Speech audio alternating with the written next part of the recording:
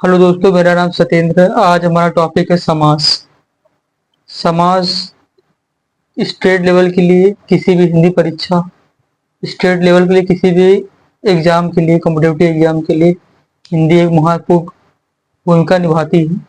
इसमें जो टॉपिक समास है, इसका वेटेज 3 से 4 नंबर का होता है, तो ये बहुत महत्वपूर्ण होता है। तो आज हम आपको समास समझाते हैं कि समास को कैसे एक्सप्लेन करते हैं, तो कितने भेद होते हैं, कितने प्रकार के होते हैं, उसमें क्या क्या होता है, आइए जानते हैं।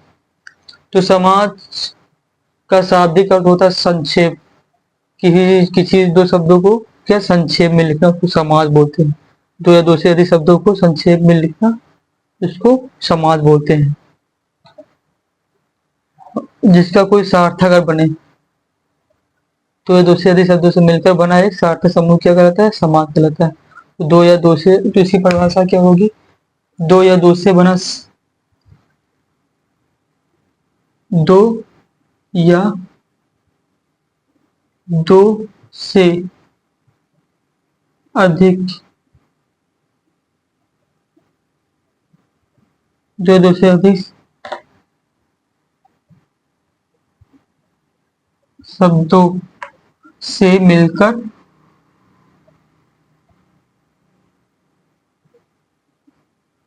मिलकर बना सार्थक सार्थक शब्द को समास बोलते हैं। शब्द को समास कहते हैं या कहलाता है। समास कहलाता है, ये इसकी परिभाषा हो गई।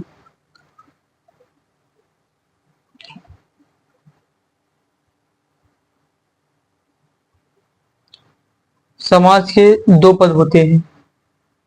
दो पद कौन कौन होते हैं? इनके दो पद में लिखना जा सकता है। एक तो पूर्व पद हो जाएगा, एक हमारा क्या उत्तर पद होता है। तो सब तो सब समाज के आधार पर दो पद होते हैं।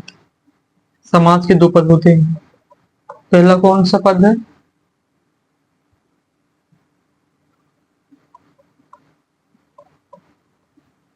समाज के दो पद होते हैं।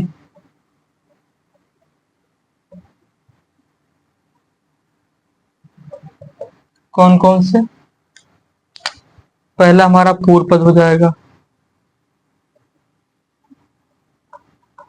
पूर्व पद। दूसरा उत्तर पद।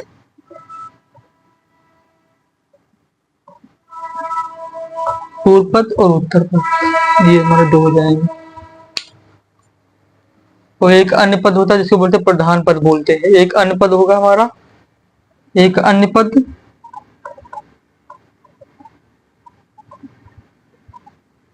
अन्य पद कौन सा हो जाएगा?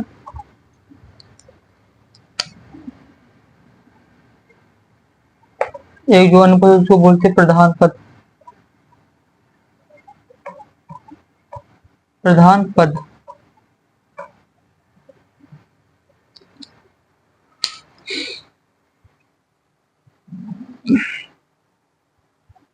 ये हमारे समाज के पद होते हैं। पहला पद पूर्व हो जाए, दूसरा पद क्या हो रहा है? उत्तर पद हो जाएगा हमारा।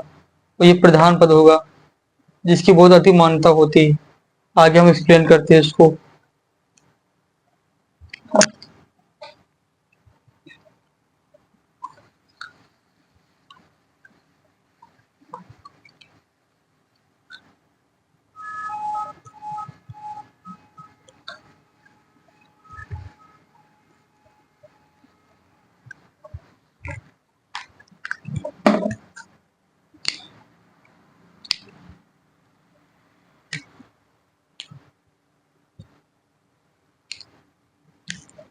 समास के प्रकार। समास के 4 प्रकार होते हैं। पहला प्रकार कौन सा है? अव्ययभावी समास हो जाएगा, दूसरा तत्पुरुष समास हो जाएगा, और तीसरा द्वंद्व समास हो जाएगा। चौथा बताइए, चौथा चौथा हो जाएगा हमारा बहुव्रीहि समास। कौन सा हो जाएगा? बहुव्रीहि समास। इसमें से तत्पुरुष समास के दो भेद होते हैं। कौन कौन से? त्रिगु समास और कर्मधारय समास। एक इसके दो भेद होते हैं तत्पुरुष समास के, तो पूरे 6 हो जाते हैं। तो आइए देखते हैं।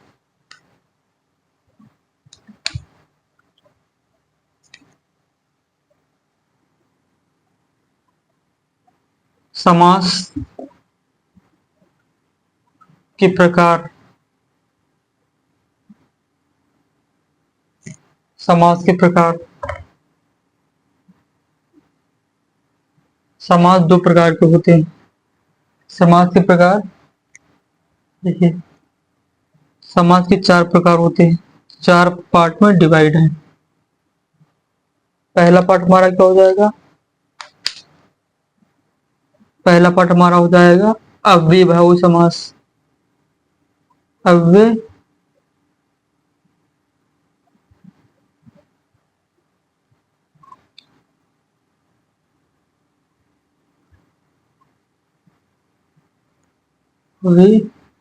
अव्ययी भाव समास।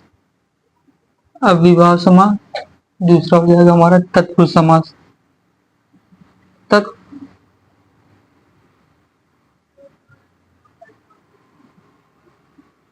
तत्पुरुष, या लिख दो उसे इस तरीके से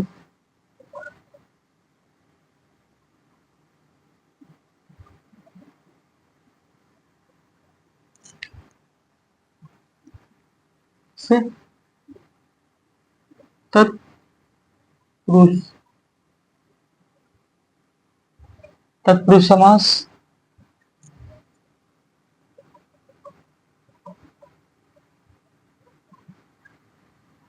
अव्ययभावी समास, तत्पुरुष समास।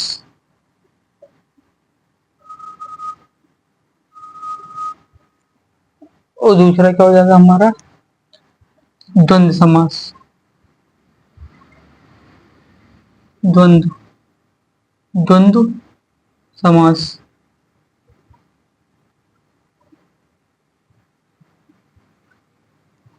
चौथा हमारा क्या हो जाएगा?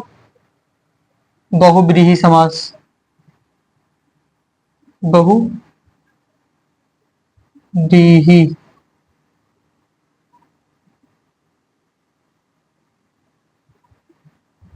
समास।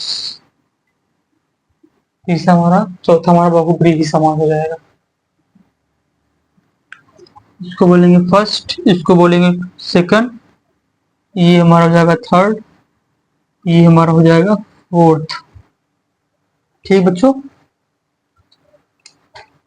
उसके बाद तत्पुरुष समास के दो भेद होते हैं। इसके दो प्रकार के होते हैं। कौन कौन सा होता है?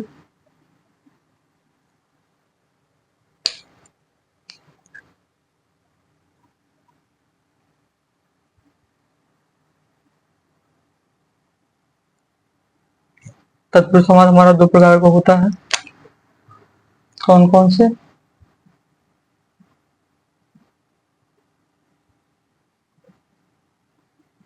एक होता है द्वंद्व समास। क्या? द्विगु समास होता है हमारा। द्विगु, एक हमारा द्विगु समास होगा, और एक सौ कौन हमारा हो जाएगा? कर्म धारय समास। जो तो इसी के भेद होते तत्पुरुष समास के। तो इसको बोलते 5, ये हमारा जो होगा 6। ये इसको नोट कर लो, फर्स्ट, इसको सेकंड, इसके पार्ट है बच्चों। अब हमारा था पद। तो अव्ययभावी समास में पूर्व पद होते हैं। इसमें क्या पूर्व पद प्रधान होता है? अव्ययभावी समास में पूर्व पद प्रधान होता है। पूर्व पद की प्रधानता होती है वो इसमें तत्पुरुष समाज में उत्तर पद की, उत्तर पद प्रधान होता है। इसके बारे में समझाते हैं, अभी आपको सही से एक्सप्लेन करते हैं। द्वंद्व समाज में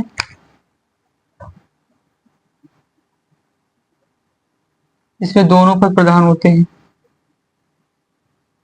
दोनों पद प्रधान होते हैं। मतलब इसमें उत्तर पद भी प्रधान होगा और पूर्व पद भी प्रधान होगा।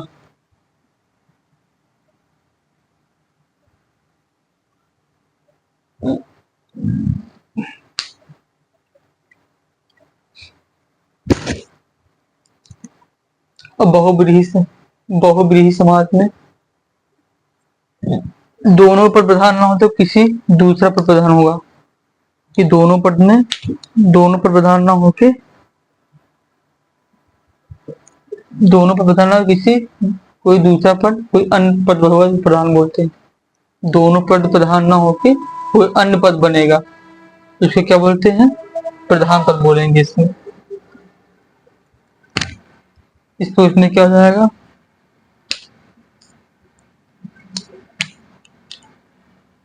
इसमें कोई पद प्रधान नहीं होता है, कोई पद प्रधान नहीं होगा, इसमें कोई पद प्रधान नहीं होगा, कोई अन्य पद ही प्रधान होगा इसमें। तो आइए आगे एक्सप्लेन करते हैं। अविभाज्य समास।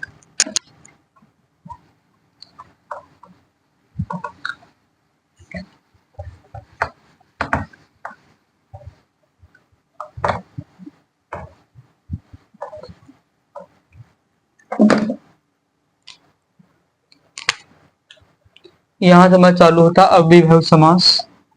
तो अव्ययी भाव समास।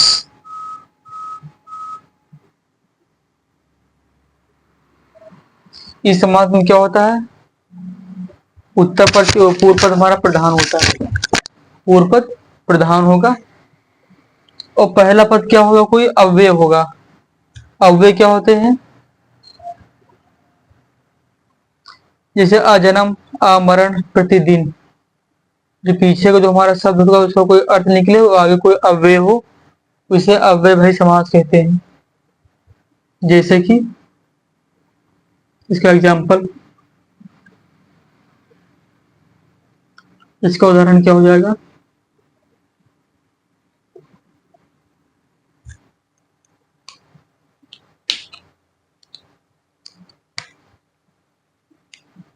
अपमान,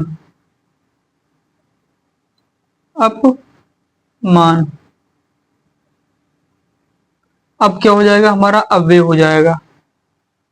अब हमारा क्या हो जाएगा? अव्यय हो जाएगा, मान हो जाएगा हमारा सब, और ये अव्यय हो जाएगा। तो अपमान, कोई सार्थक अर्थ निकले, ये मान हो गया हमारा, ये सार्थक, ये हमारा ये सार्थक अर्थ है, तो ये हमारा क्या हो जाएगा? अव्यय हो जाएगा। तो अपमान। दूसरा एग्जाम्पल देखते हैं। आजन्मा,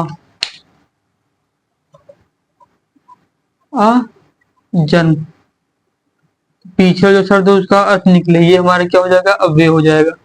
ये हमारा क्या हो जाएगा? अव्यय हो जाएगा। थर्ड हमारा क्या हो जाएगा? प्रतिदिन, प्रतिदिन, प्रतिदिन में प्रति हमारा क्या हो जाएगा? अव्यय हो जाएगा। और दिन हमारा, इसका एक अर्थ निकल रहा है दिन, ये अर्थ हो जाएगा, तो ये हमारा अव्यय हो जाएगा। इसके बाद एक इस उदाहरण हो इसका आमरण, आजन्म हो गया इसका, तो आमरण हो गया। इसी प्रकार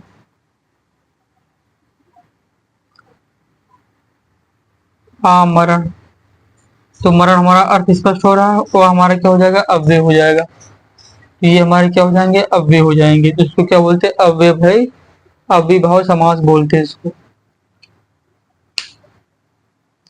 तो बेटा आपका टॉपिक यहाँ तक कंप्लीट होता है। कल इसके आगे चालू करेंगे कौन सा समास हुआ। ये हमारा अव्ययभावी समास का हो गया आज। कल हमारा तत्पुरुष समास आएगा।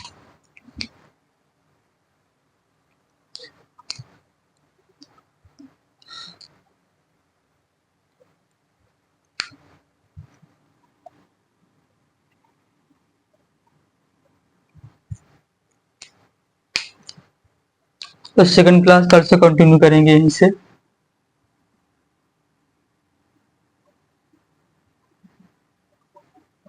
Part second.